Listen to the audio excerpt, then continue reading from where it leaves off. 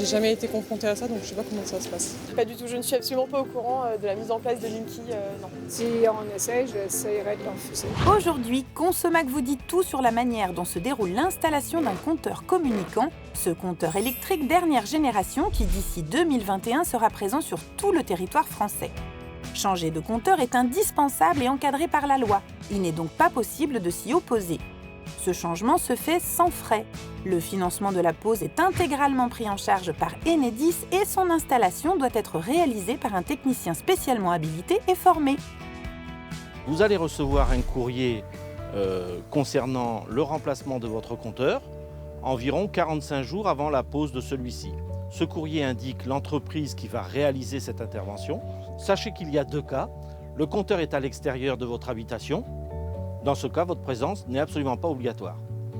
Le cas où le compteur est à l'intérieur de l'habitation, l'entreprise de pose vous contactera pour prendre rendez-vous ou vous pourrez fixer vous-même un rendez-vous par mail.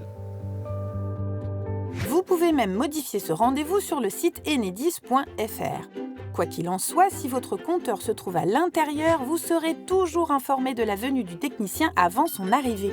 Si quelqu'un intervient sans avoir pris date, méfiance.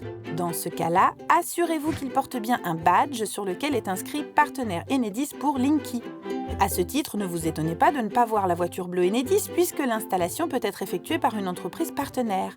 Quoi qu'il en soit, la mise en place du nouveau compteur est sans conséquence sur votre habitat. Le compteur sera remplacé place pour place. Il prend exactement le même encombrement. Il n'y a aucun travail préparatoire sur votre installation et l'intervention durera en moyenne 30 minutes.